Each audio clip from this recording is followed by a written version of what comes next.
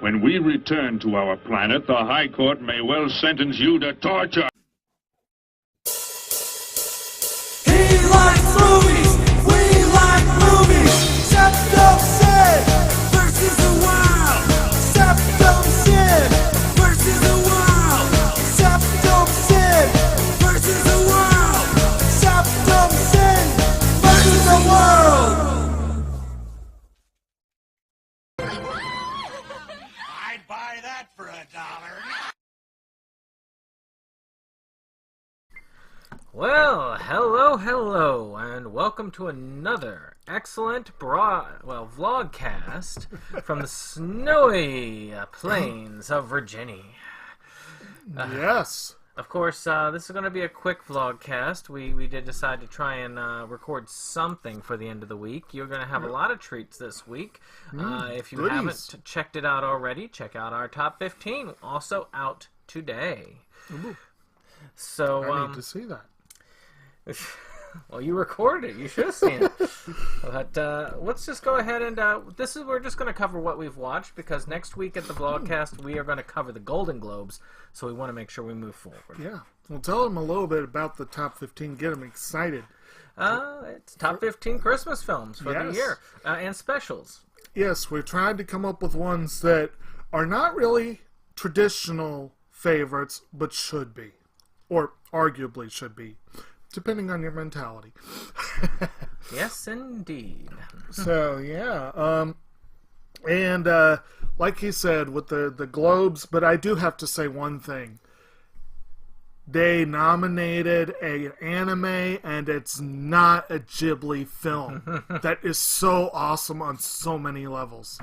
Yes. Which one is that? Mirai of the Future. Oh, wow. Yes. Well, we both saw that one. And Mirai is picking up nominations right, left, and in the middle. I think it's up for... I think he got a Critics' Choice nomination, too. And it's already up for the Annies. It's up for tons of stuff. And maybe it'll be an Oscar nominee. Actually, I'm kind of glad we saw it this weekend. Yeah. So maybe we could start off by saying we saw Mirai of the Future. Yeah, we might as well start off with what we both watched together, and that's one of them. Technically, Mirai no Mirai, because Mirai means future. It's a fairly redundant title, but it makes sense when you see it. But it's the new film from Mamoru Hosoda, who is one of the best directors working today, and he has a, I believe with Wolf Children, he and some of his animating partners created a small studio, Studio Chizu, and they've released Wolf Children, Boy and the Beast, and now Mirai of the Future. And it's awesome. It really is. There's a lot of yelling because the main character is a small child. But other than that, really, really, really good. So, I mean, there was some similarities, in my opinion, some parallels to a movie last year. I think it was Fireworks, or was it this year? I think this year was Fireworks. This year. Not a ton, but there were a couple of similarities that I did see. I mean, there was a lot about that sort of extra fantasy aspect of sort of another world of an escape, and and there's not as much of a love story as with Fireworks, and I think that Mamoru Hosoda actually did a great job of executing this. I think if he had had the Fireworks screenplay, he could have made it into a much better film than it turned out being. Yeah. I mean, they even made a comment at the end, which is kind of cool with those, with a lot of the features. They give you at least one extra. Yeah. And in the interview, he was talking about how many just try to go all CG, which was one of that movie's biggest drawbacks, I think. And Fireworks was a Shaft production, and Shaft loves their CG. They love their weird, random ass CG. Yeah. And there were parts that were CG in this movie, but not much. And not like this. And I mean, not like Fireworks was. Fireworks was a lot of CG, and it was in moments where it kind of looked ugly in moments. And see, I'm still trying to figure out why that's the movie that comes to your mind, because that is far from the one that comes to my mind. But well, you see, because with Hosoda, his stuff, Fireworks was much more of a modern teen anime. It really was. Hosoda is more, he does family dramas. I mean, this one, I like ANN's comment. ANN made a comment in the review that after seeing the film, I'm like, okay, I don't have kids one day, but I know enough about them. They made the comment that this film probably was probably no film that person had ever seen captured how exhausting kids are.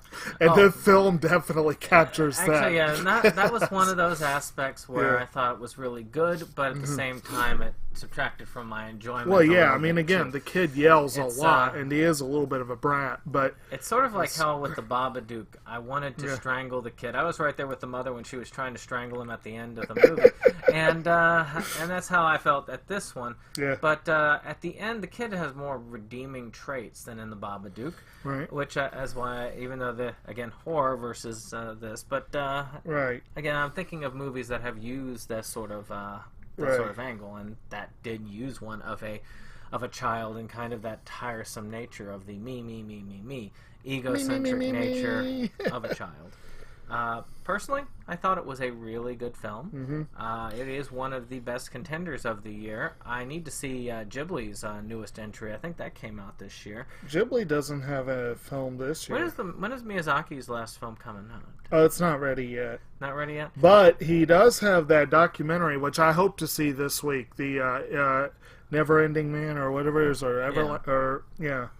So, I do think, Pixar's entry this year was Incredibles 2, which was will awesome. be the one that takes the win this year. Of course. But it's nice to see something that tries to compete with it.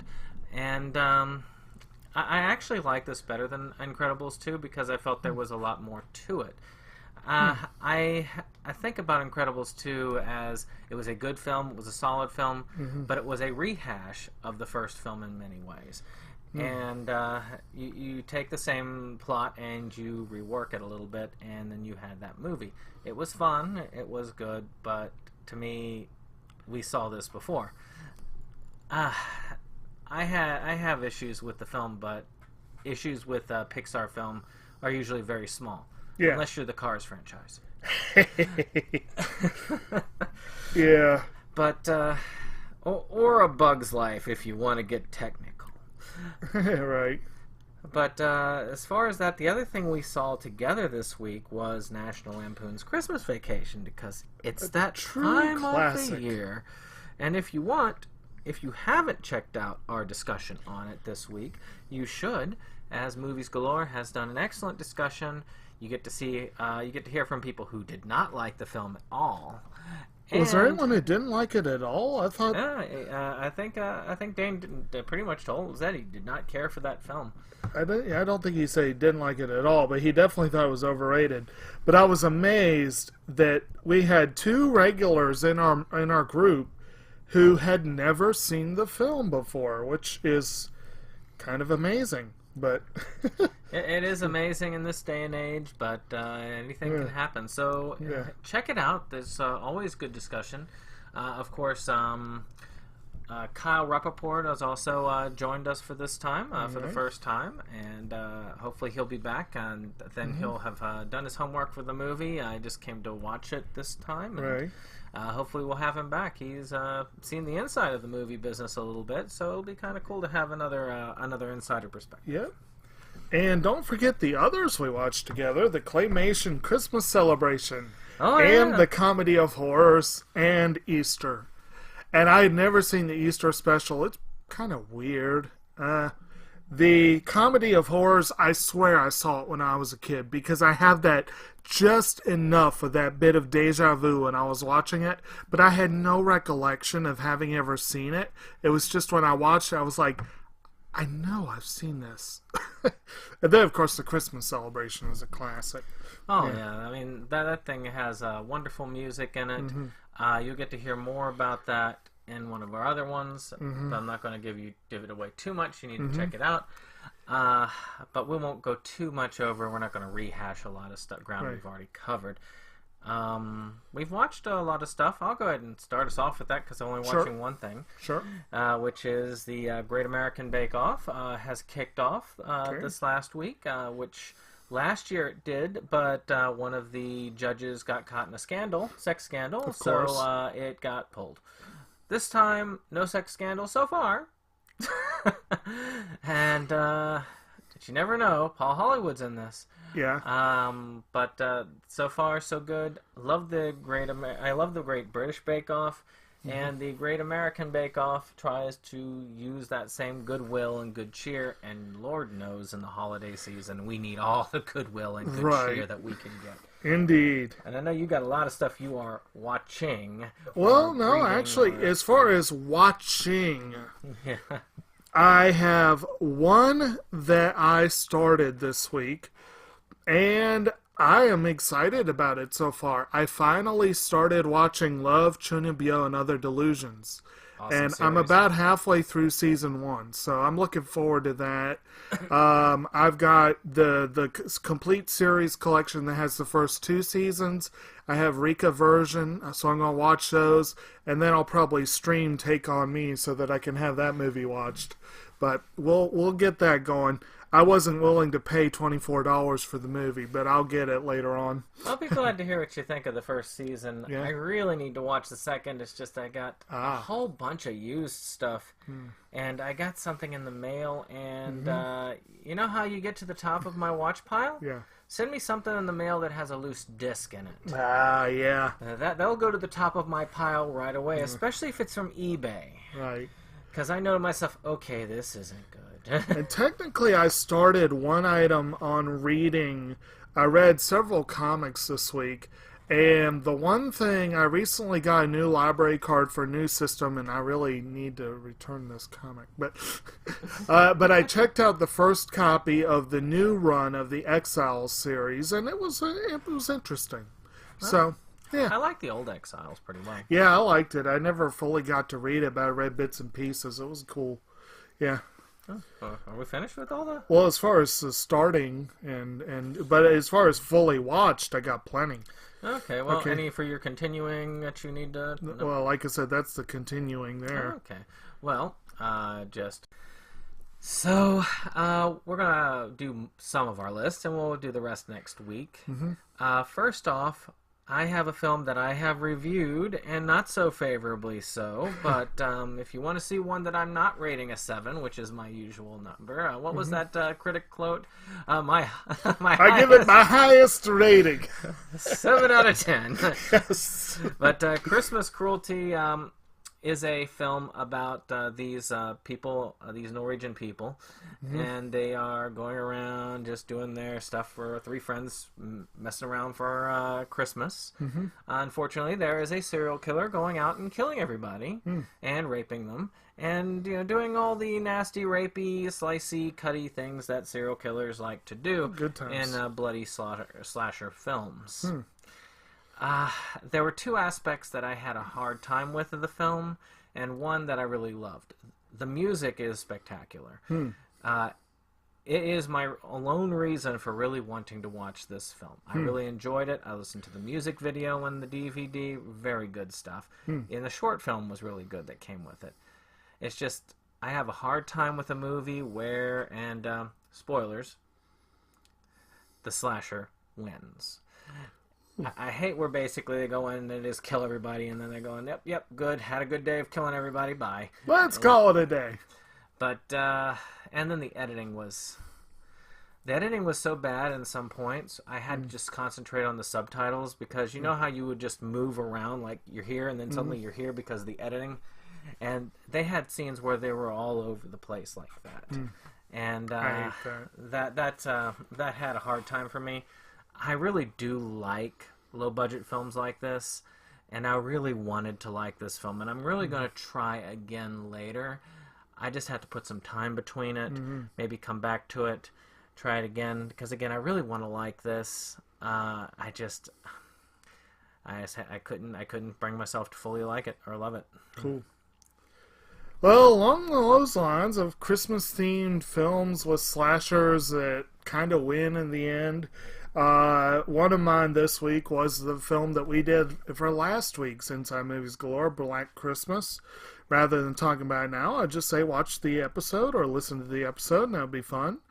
I do want to mention that Mirai of the Future is one of 7 2018 releases I've seen in the past week. Lucky you on that one. And and they cover the gamut. The other one I saw in theaters was Creed 2, which is every bit as good as the original Creed. And I was never a big Rocky fan, but I'm enjoying the Creed series. I do think that both Michael B. Jordan and Sylvester Stallone, and Tessa Thompson for that matter, they all upped their game this time around, I think, acting-wise. It kind of like Incredibles 2. The plot is sort of more of a rehash in some ways, but it's pretty good. It's good overall. Yeah. And then from the library, I got an assortment. 8th grade, Don't Worry, He Won't Get Far on Foot. The First Purge, Whitney, and RBG. Definitely an assortment there. And every one of them is worth watching. They're all good movies. The First Purge, if you've seen the other Purge movies, you know what to expect. That's pretty much it. Whitney, of course, is about Whitney Houston. It's a documentary. It's kind of downbeat, of course, because, you know, things got a little downbeat with her, but it's also kind of a celebration of her music and that kind of stuff. And it's a well-made doc. RBG, of course, is about Ruth Bader Ginsburg, and it was kind of fascinating. It was very interesting. 8th Grade is a wonderful, awkward, painful-to-watch film about 8th grade. Elsie Fisher got a well-deserved Golden Globe nomination, and can't wait to see more from her in the future. And Don't Worry, He Won't Get Far on Foot stars Joaquin Phoenix, and he does a brilliant job playing a raging alcoholic who loses the use of his legs because of this, and finds a second life as a cartoonist, and is based on actual events, and co-stars Rooney Mara, Jack Black, and particularly Jonah Hill. And it was a pretty good, kind of depressing, but ultimately interesting film as well. Yeah. Oh, that's a lot. No. Yeah. How much of your list did you cover in that? Pretty good chunk of it. Dang. Well, mine I can't really cover as quickly because I have a lot to say about the ones I put up here. The Hebrew Hammer is one I watched, and I am going to try and do a review before the season is over. It's just finding the time. When I do have time, I just want to, zone out, or somebody else discovers something else they want me to do. But the Hebrew Hammer, fun movie. It's about this guy who was raised Jewish and tormented by those that are not Jewish, and then he becomes a private dick of sorts. I guess better than being a public dick. Or being an Andy Dick. Who is, of course, the antagonist. And we talked a little bit about this last week, I believe. On our top 15, I believe. Okay, that's why I remember. Yeah. So you'll hear more about this later on, but if you haven't checked it out, so long as you've got a little thick skin for some of the racial and cultural humor, I think that you will get some enjoyment out of this. I also finished Our Home's Fox Deal. Oh, I still need to see that one. Which is a fun series. It's a series simply about this family, and every time the girls of the family become the priestesses and take over the temple, with their large spiritual power. Unfortunately, no girls were born into this family this time, and so you just have a older brother and a younger brother. The older brother ends up becoming the head of household, and the younger brother has inherited a lot of spiritual power, but he can't really use it because, again, he's a boy. And but that doesn't stop the yokai from going after him. So they decide to unseal the fox deity who was charged with protecting the family. This fox deity tries to adapt to the current world and takes on a human form, sometimes male, sometimes female, just depending on which situation suits best at the time, to that one's advantage. It is a fun series. It has some nice little combat moments, but also has a good amount of levity as well. I find it very well written and worth a watch. Cool. I'm going to go ahead and skip to my reading. I've got a few more viewing that are really important, but all of them are ones that I recorded reviews for, so hopefully they'll be coming up soon. But with the reading, I got a little bit more read in some of the series I was working on. Skip Beat, Miss Marvel, the Miles Morales Spider-Man series. But one that was very interesting that I sat down and read yesterday, that you probably appreciate this. I've been told for a while I need to read some Carl Hiaasen, and I really do need to read some of his fiction. I've been told it's great. But I read a nonfiction piece he did, and it's a short little book, about 80 pages. It's called Team Rodent, How Disney Devours the World. And it's not flattering. It's from the point of view of a Floridian who does not like what Disney has done to the state. And it's very well written. It's very interesting. If you're a huge Disney fan, you'll probably hate it. Yeah. So I'm going to end this part with one more, and then we'll just have to wrap up. We just tried to get some extra in here to give you all a little bit of an extra video for the week. Not that you haven't had a lot this week, actually. I finished Season 1 of She-Ra, which I talked about last time on the Vlogcast. And I did want to say, if you liked Avatar: The Last Airbender, the cartoon, or Legend of Korra, you will like She-Ra. It is quite fun, very well written. They take something that was just a marketing campaign for pushing toys and turned it into something fairly complex, changed the characters, gave them complex backstories and interrelation, and the way that they come to terms and fight their own demons in the end, it kept bringing me back. When you talk about a Netflix series, you ask, what is binge-worthy? What is a series you just want to keep watching and watching? And this one really was that binge-worthy series. If you get a chance, if you have Netflix, it is worth checking out, especially if you like that sort of series. If you like that sort of thing. And Avatar: The Last Airbender was an excellent series. Oh, it was, and so was Legend of Korra. So what I saw of it. So, you know, they're both really good series, and and this one also deserves some attention. I do look forward to the second season when it comes out.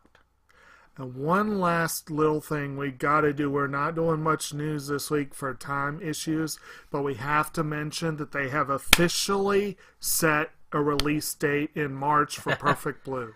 Yes. Yes. See, our initial reports were correct. Yes.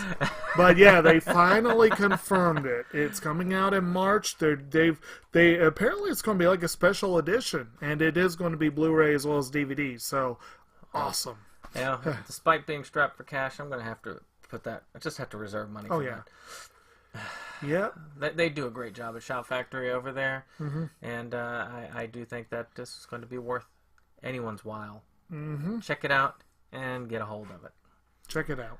So, any case, this is a short one this week, but I wanted to get something out for you people that do watch our show. We are up to 93 subscribers. Woohoo! We were up to 95. We lost a few, but, you know, you win a few, you lose a few. We were? Yeah, we were up to 95 for a short while. So, that's pretty good. Maybe they didn't like my review. But any case, I am looking forward to seeing this, and hopefully, if we can get to 100, we will have a special party here on the air and just celebrate that 100 subscribers. We're getting so close. We just need 7. Yeah. So 7 of y'all people out there, come over here, sign up. All right. So to do that, bring a friend. Like, subscribe, share. Let's get up to 100 people. 100. Right. All right. Well, we will see you on the next one. Bye. Goodbye. Goodbye.